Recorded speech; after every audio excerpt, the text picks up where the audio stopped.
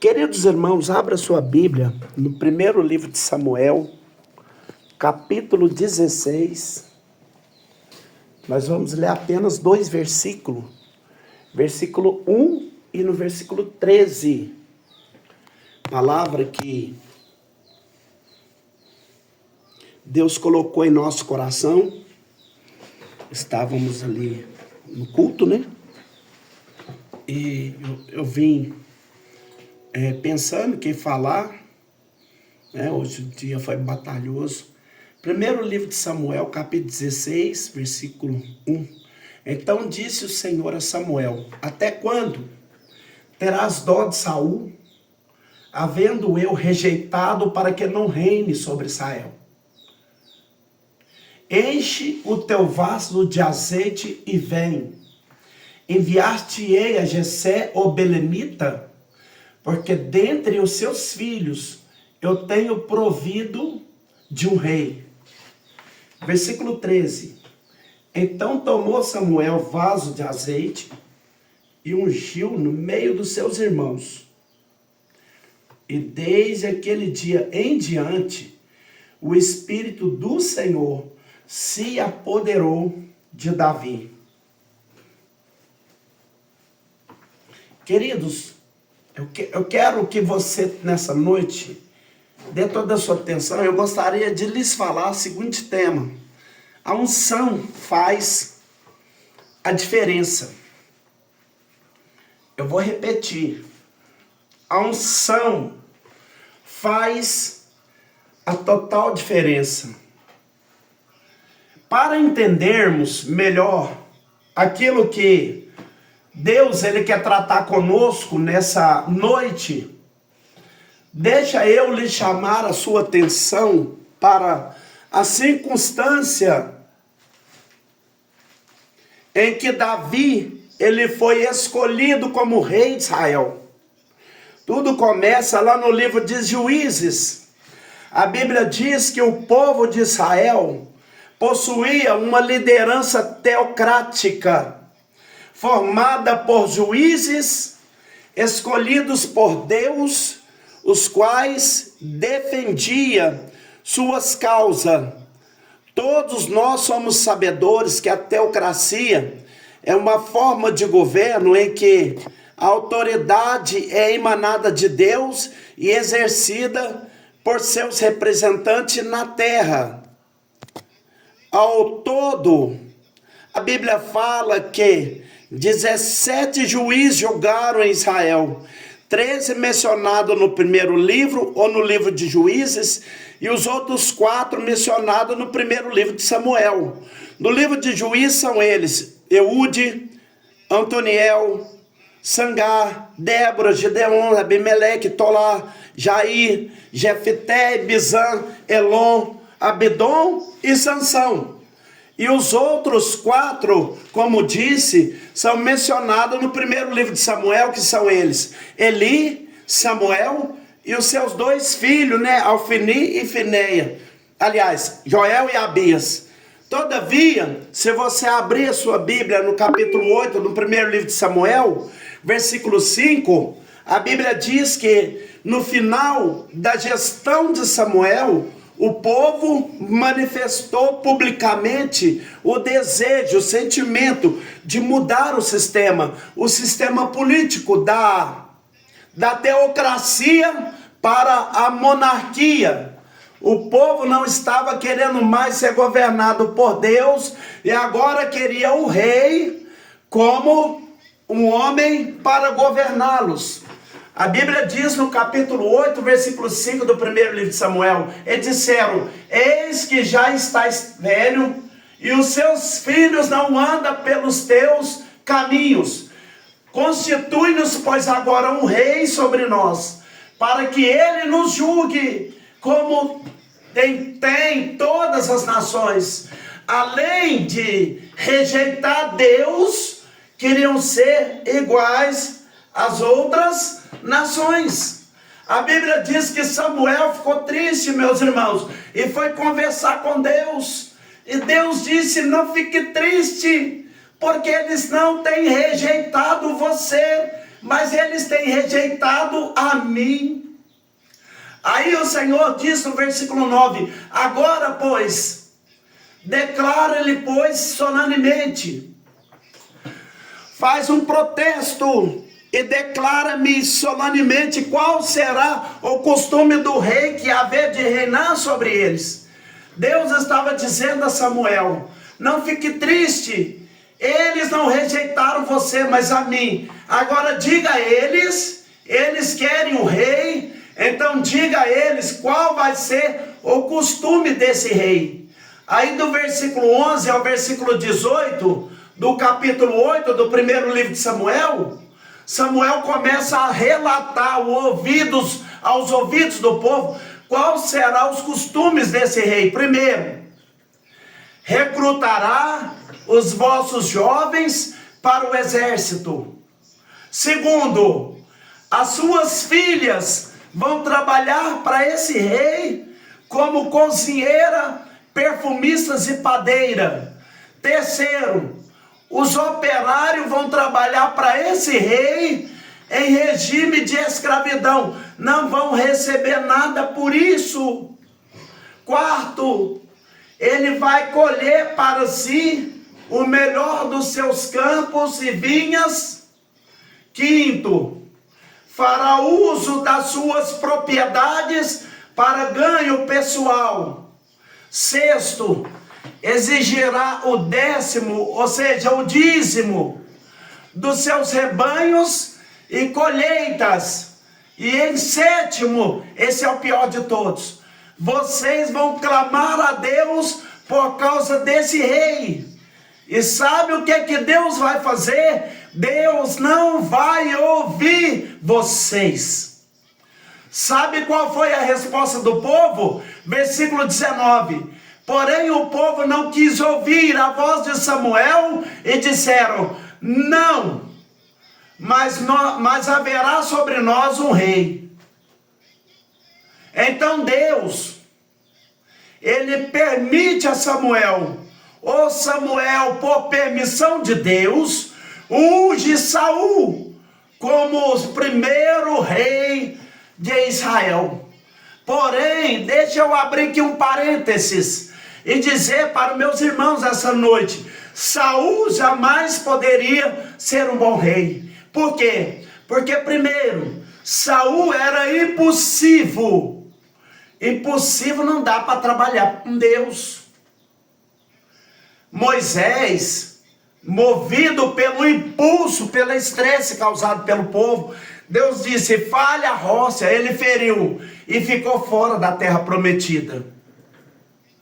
Quem quer trabalhar na obra de Deus, quem quer fazer a vontade de Deus, quem quer ser mensageiro de Deus, não pode ser impulsivo.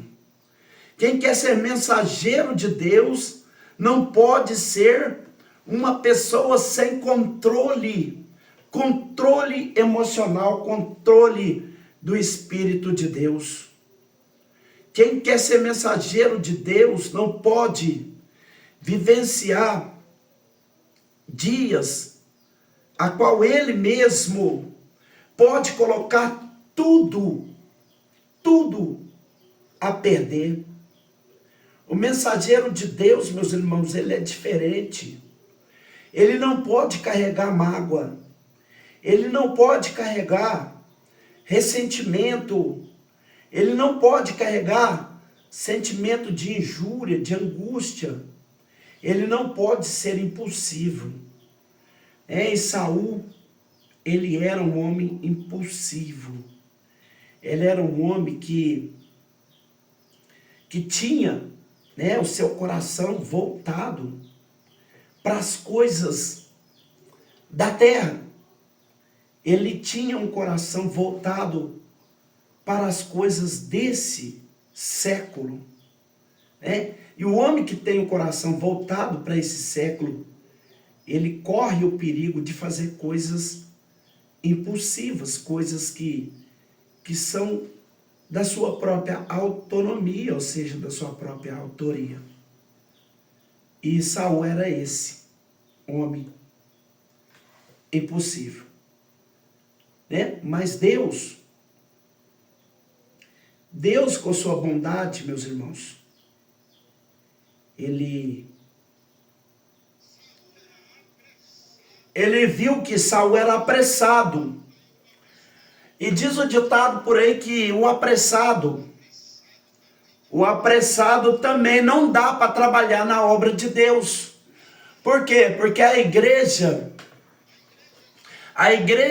de Deus, ela não trabalha com escada rolante e nem com elevador.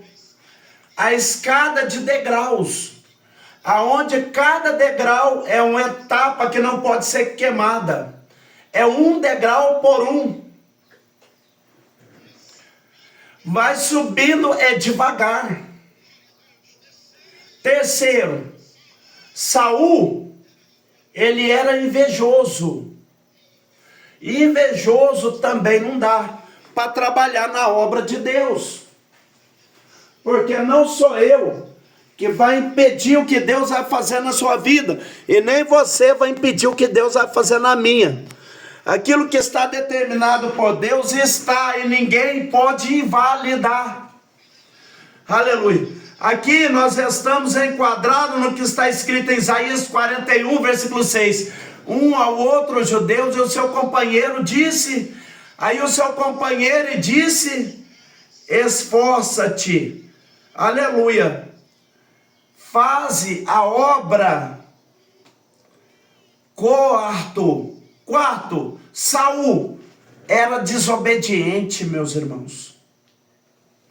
E desobediente também não dá para trabalhar com Deus. Aleluia.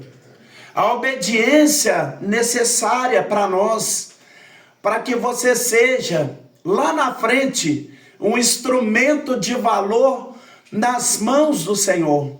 Porque se você não entrar pelo caminho da obediência, lá na frente, o mal vai aparecer e você vai quebrar a cara e vai frustrar com os seus projetos e planos. Mas se você for humilde e entrar pelo caminho da obediência, aquela máxima que nós repreendemos, primeiro livro de Samuel, capítulo 15, versículo 22, eis que obedecer é melhor do que sacrificar. Não te preocupa, não, fica no lugar, obedece o seu líder, porque o que Deus tem para fazer na sua vida, Deus vai fazer. Não queima as etapas, não pula a etapa, não queima as etapas. Não faça como Saul. Vou entregar tudo nessa noite. Segura aí que eu vou começar agora. A mensagem desceu agora, meu filho. Aleluia. Segura aí.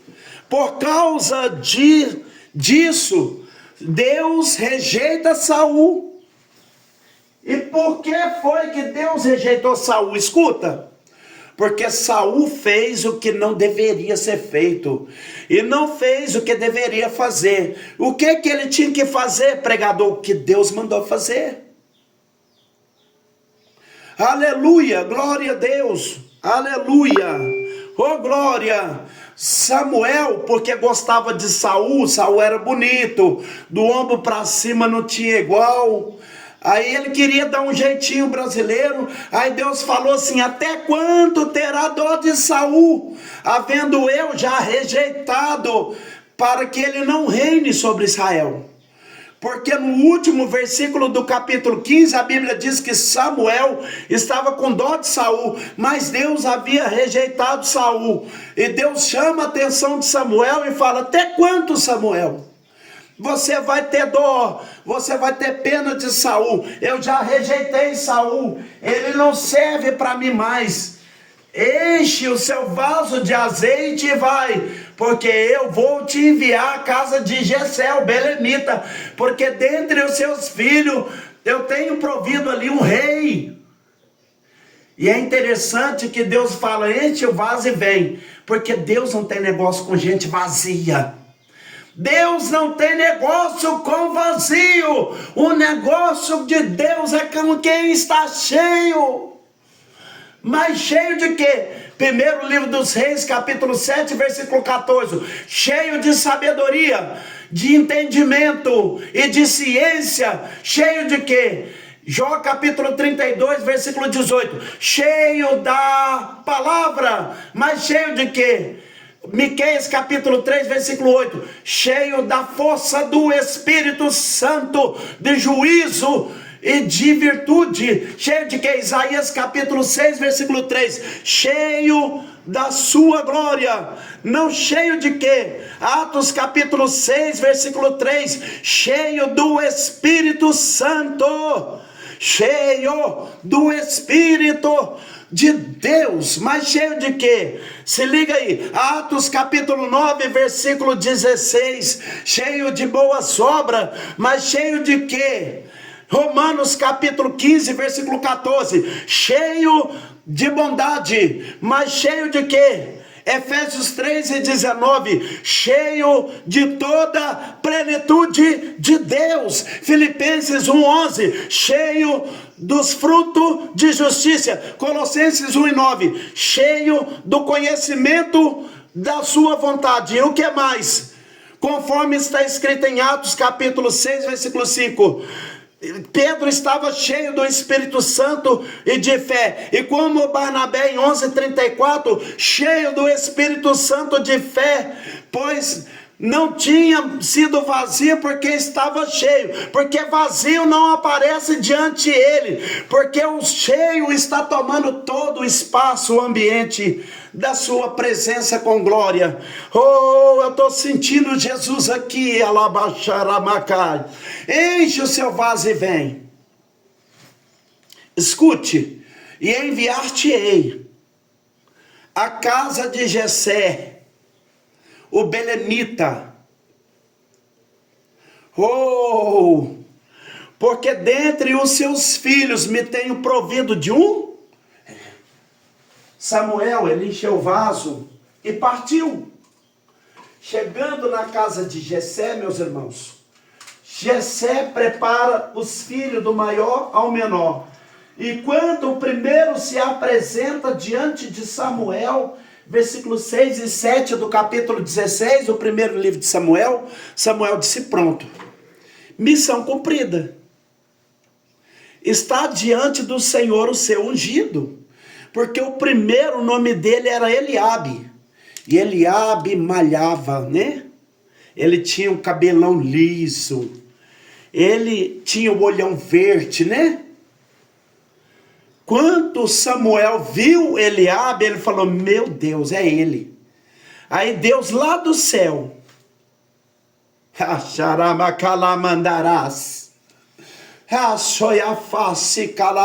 aí Deus disse: opa!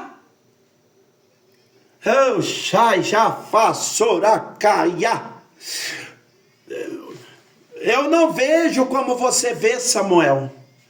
Eu não vejo como o homem vê. Você olha o que está diante dos seus olhos. Você olha para a aparência.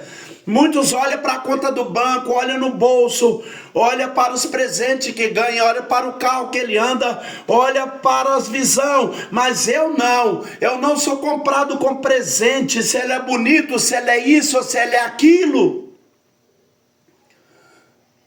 Soiafasora calabás, e mendefossaramacoa face calamás. Eu não vejo como você vê. Ele está rejeitado. Para mim esse não serve. Porque foi que Deus rejeitou Eliabe, meus irmãos. Porque Deus vê o que eu não consigo ver. E o que é que Deus vê o que a gente não vê? O que Deus vê o que a gente não vê? A intenção do coraçãozão. Agora você vai entender por que você quer se aproximar daquela pessoa e Deus não deixa. Tem alguém que eu queria estar perto, que eu queria trazer para perto, que eu queria ajudar, mas Deus nunca deixou. Sabe por que Deus não deixa? Porque Deus vê o que você não vê, Deus vê o que eu não vejo, Deus está vendo a intenção. Não serve para ser seu amigo, para estar perto de você. É por isso que Deus não deixa, é por isso que Deus não deixa os disfarçados de amigo aproximar de você, porque a intenção dele não é boa contra a sua vida.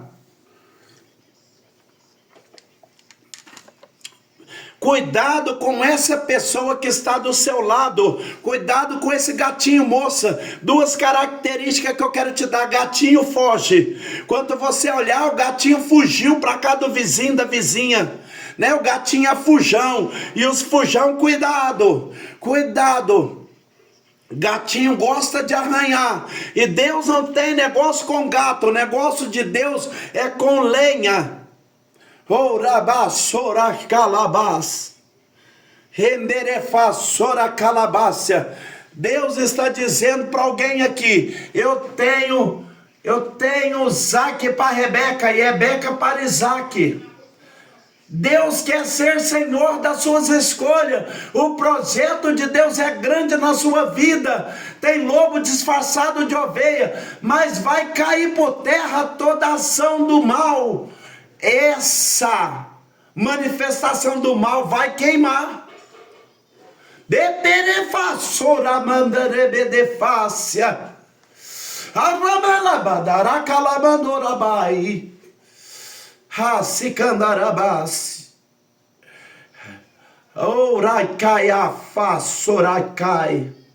Demion befasso e afasicalabás. Xaramai calabás. Aí passa Minadab. Aí passa Samar. Passa Natanael. Aí passa Rael, aí passa Anzão,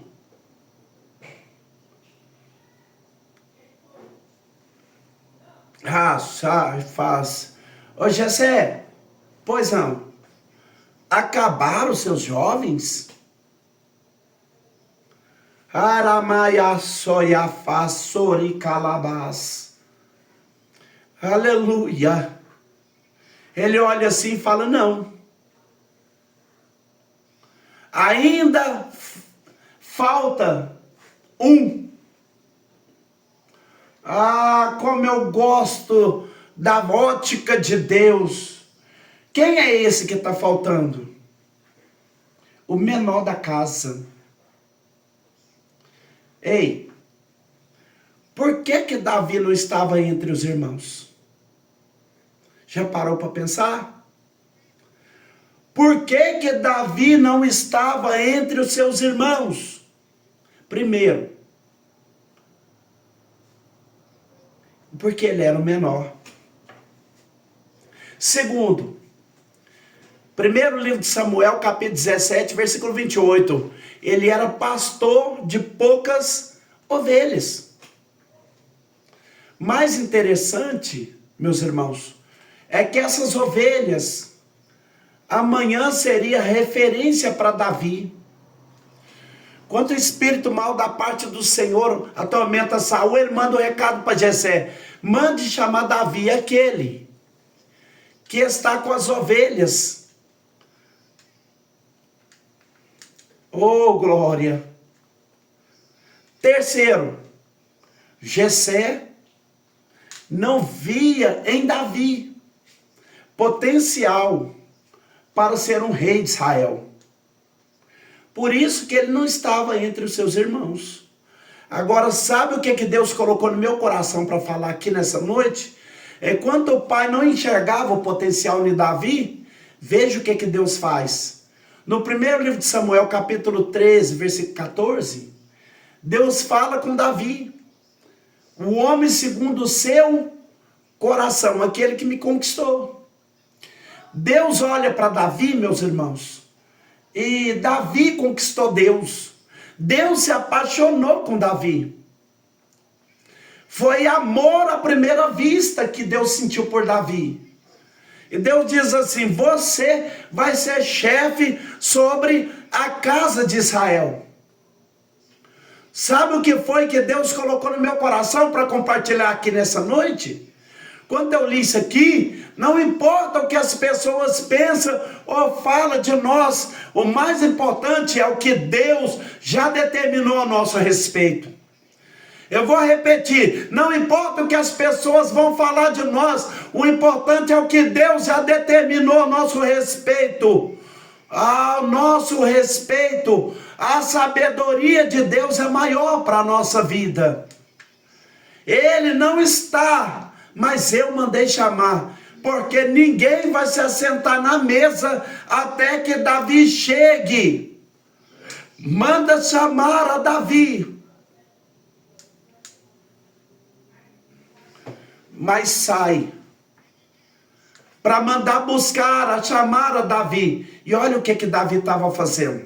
Davi não estava reclamando, Davi não estava murmurando, Davi não estava subestimando, Davi não estava depressivo.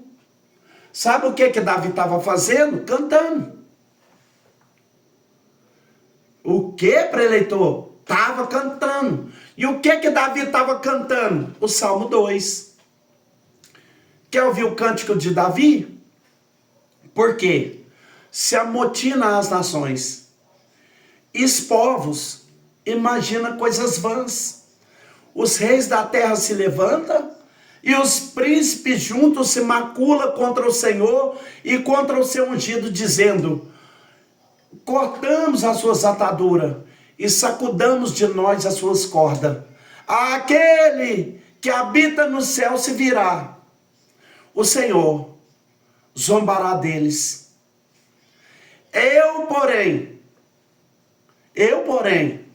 ungi o meu rei sobre o meu santo monte Sião. Assim que diz o versículo 6. O versículo 7. Recitarei o decreto. O Senhor me disse. O Senhor me diz. Tu vais ser.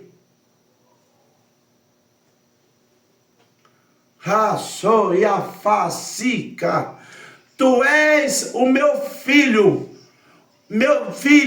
hoje eu te gerei. Aí o versículo 8 diz: pode vir, Davi, porque eu te darei as nações por herança e os confins na terra por a sua possessão. Enquanto Davi está cantando, aí quando chega no versículo 9, Davi, a voz de Deus vem: Davi, não precisa se encurvar, não precisa sair do seu lugar. Eu sou o Senhor. Eu sou o Senhor que vou te exaltar, Davi. Deus, ele vai chamar o Davi por nome. Erefaçorifaci calabás. Irimidanarabada sora calabás. Davi, meus irmãos, ele era um adolescente trabalhoso. Ele era um adolescente trabalhoso. Irmãos,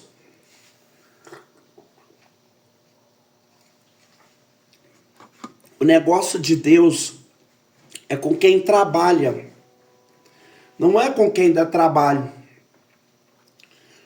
Deus, quando ele coloca as vistas em alguém, sempre que Deus olhou para alguém, ele olhou para alguém que estava trabalhando.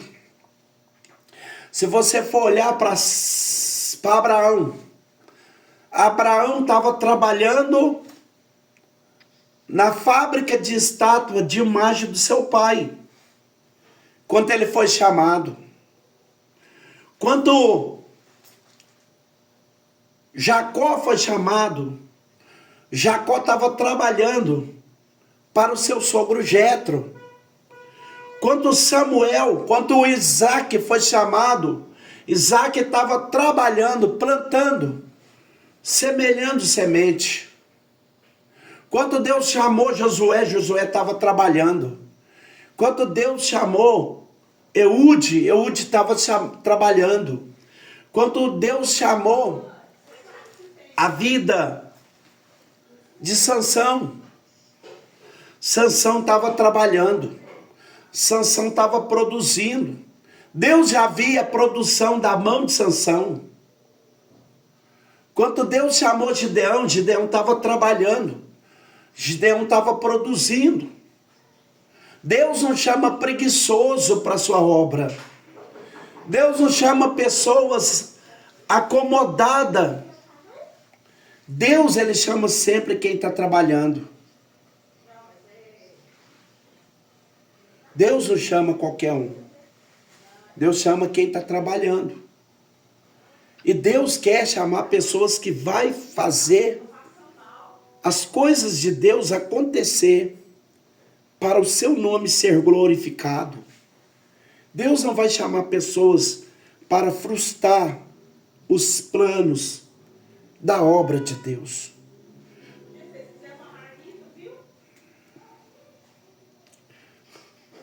Manda chamar. Aí vem Davi. Aí quando Davi chega, aí se cumpre o Salmo 89, versículo 20. Aí alguém olha assim e fala assim, Deus olha assim e fala assim, achei Davi. Davi está sendo contemplado agora pelo dono do céu. Achei Davi. Samuel, pega o vaso de azeite e derrama sobre a cabeça dele, porque é esse pequeno aí, é esse aí que eu quero. É esse que vai ser o rei de Israel. Oh, aleluia!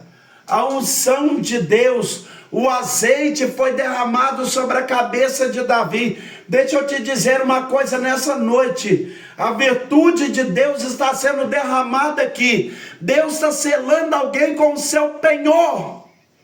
O azeite está descendo aqui nesse ambiente. O azeite de Deus está descendo.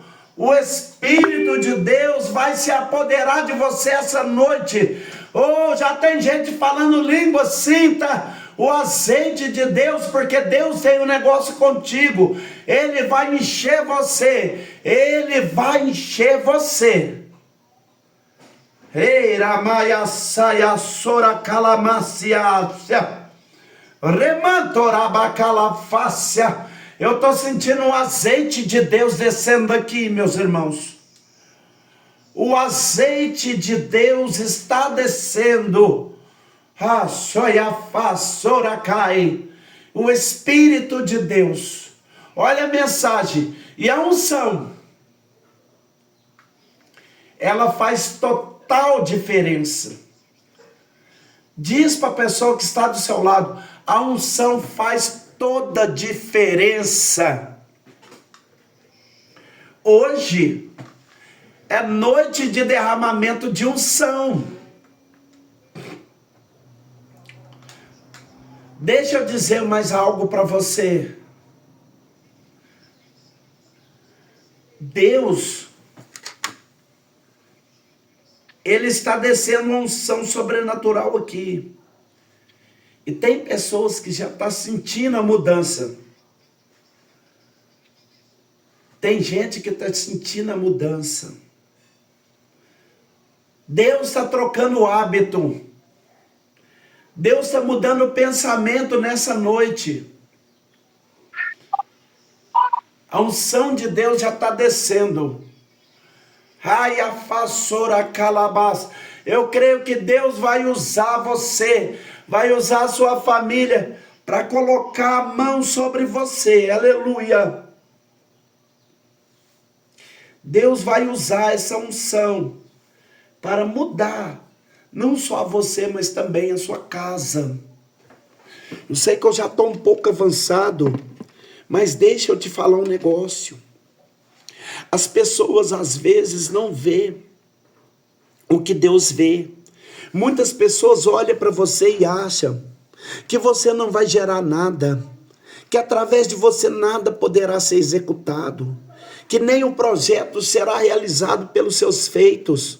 Só que eles estão totalmente enganados, porque quem tem unção não tem fronteira que possa pará-lo. Hoje eu falei um pouco desse tópico, né, da unção, da sabedoria de Deus, da transformação do Espírito de Deus na vida de uma pessoa, né?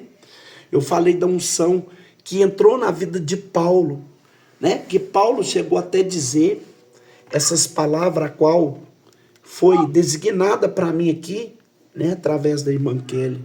A irmã Kelly me passou aí o tema, né? Dessa projeção, que é o 1 Coríntios, né? Capítulo 2 Coríntios, capítulo 1, né? E o versículo 21, né? E 22, onde o apóstolo Paulo, ele chega a dizer assim, ó, ele fala assim: mas os que nós confirma conosco em Cristo, e o que nos ungiu a Deus, na qual também nos selou e nos deu o penhor do Espírito em nossos corações.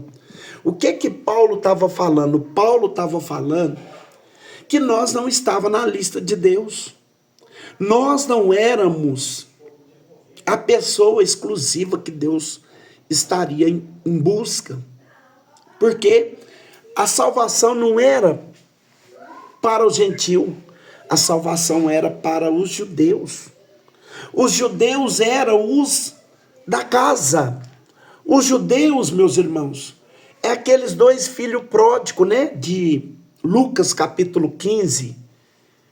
Ele é os dois filhos pródigos, né? O mais velho é Israel e o mais novo é o gentil. Ou seja, por Israel se sentir tão favorecido, Israel não aceitou. Ele não aceitou o Senhor da casa, né? Que era o Senhor da salvação, que era o Messias. Só que os gentios aceitaram, e Paulo fala isso em Romanos capítulo 11, quando ele diz sobre a oliveira e sobre o jambuzeiro. A oliveira, ela produzia fruto, mas porém ela não tinha fruto, ela só tinha folha. Porém os jambuzeiros tinham fruto e tinha folha. O jambuzeiro dava fruto. O que é o jambuzeiro, pregador? É uma figueira braba. E essa figueira braba, ela não podia comer, se comesse morria. Então, o lavrador olhando para aquela figueira braba, o que o lavrador fez? O lavrador foi lá, tirou uma gaia da jambuzeira e cortou a figueira e inseriu a gaia do jambuzeiro na figueira, de maneira que a seiva da oliveira entrou nos galhos da jambuzeira, e a jambuzeira começou a produzir frutos bons para ser alimentado. Ou seja, essa jambuzeira era nós e a oliveira era Israel. Aí a Bíblia diz no livro de João, capítulo 1 e versículo 11, que ele veio para os seus, mas os seus não receberam. Aí no 12 fala: todos quanto receber terão direito de ser chamado filho de Deus. E como que nós vamos ser chamado filho de Deus? Através do penhor.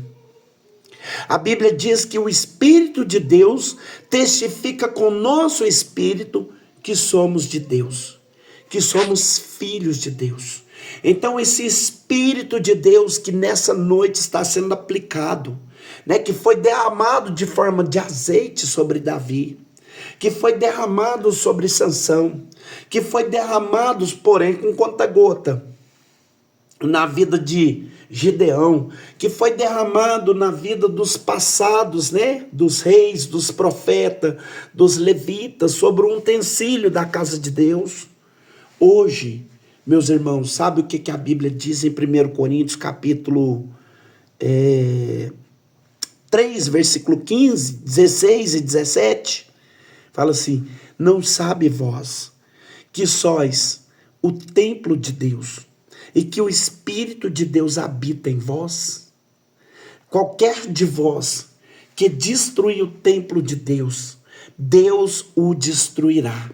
O Espírito de Deus agora está dentro de nós. O Espírito de Deus agora mora em nós.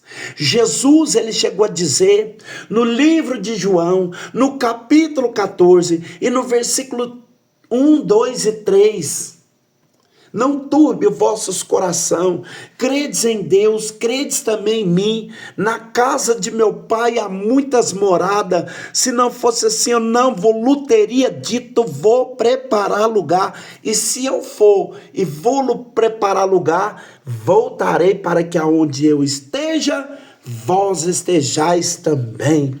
Aí o que ele fez? Ele foi preparar lugar. E a Bíblia diz no livro de João, capítulo 16, e no versículo 14, que ele fala assim: não vos deixarei órfão, enviarei o Espírito Santo Consolador, que habitará em vós. E habitará em vós, e vos fará convencê-lo de vossos pecados. Não vos deixarei órfão, enviarei o Espírito Santo de Deus, a qual o mundo não conhece porque não tem, mas vós conheceis porque ele há de habitar em vós. E ele vos fará convencê-lo de vossos pecados. É por isso que eu não ando em pecado. Não é porque eu quero ser melhor do que ninguém. É porque Gálatas capítulo 5, versículo 22 fala que o Espírito de Deus, ele nos dará domínio próprio. Esta é a palavra da noite. O Espírito de Deus está sobre nós. E a Bíblia diz no livro de Efésios, capítulo 4, e no versículo 30, não vos entristeçais o Espírito de Deus, que foi selado para o grande dia da redenção, o dia da salvação, no dia que Deus bradar, no dia, meus irmãos, a Bíblia diz no livro de 1 Coríntios capítulo 15, verso 52, que num abrir e piscar de olho há de soar a última trombeta, e os que é incorruptível se revestirá de incorruptibilidade, os que for mortal se revestirá da imortalidade, e será dada a palavra de ordem. Tragada foi a morte pela vitória. Sabe qual é a vitória que Deus brada nessa noite? É o Espírito penhor de Deus que mora em nós.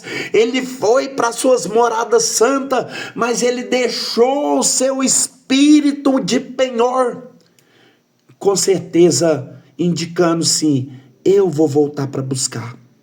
E como que vai ser isso, pregador? Como que ele vai voltar para buscar?